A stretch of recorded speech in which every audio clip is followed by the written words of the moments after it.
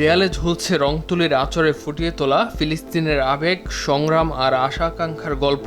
গাজা যুদ্ধ শুরুর পর থেকে যেখানে থমকে গিয়েছিল সব উৎসব, সেখানেই আবার ফিরল শিল্পের আলো।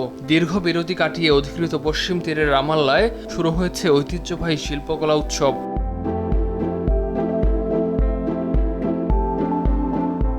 পশ্চিম তীরের অন্যতম বৃহৎ এই শিল্প উৎসবে যোগ দিয়েছেন স্থানীয় ও আন্তর্জাতিক বহু শিল্পী। ইসরায়েলি দখলদারিত্ব, গাজার চলমান মানবিক সংকটের মাঝেও এই আয়োজনকে ফিলিস্তিনিদের সাংস্কৃতিক প্রতিরোধের এক অনন্য মাধ্যম হিসেবে দেখছেন সংশ্লিষ্টরা।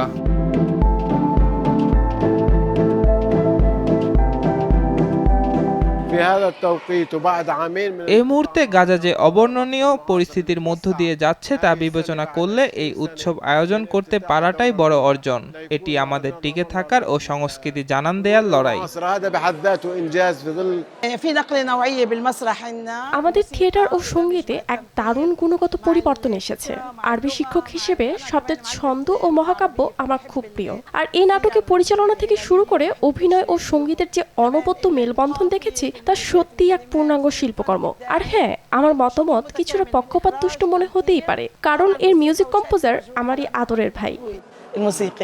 আয়োজকরা জানান, শিল্প শুধু বিনোদন নয়, এটি বিশ্বমঞ্চে ফিলিস্তিনের কণ্ঠস্বর তুলে ধরার হাতিয়ার। গাজা সংকটের প্রতি সংহতি জানিয়ে অনেক শিল্পী তাদের চিত্রকর্মে ফুটিয়ে তুলেছেন যুদ্ধের নির্মম বাস্তবতা। চারিদিকের অস্থিরতার মাঝে এই উৎসব সাধারণ ফিলিস্তিনিদের মনে কিছুটা হলেও স্বস্তি ও আশার সঞ্চার করেছে।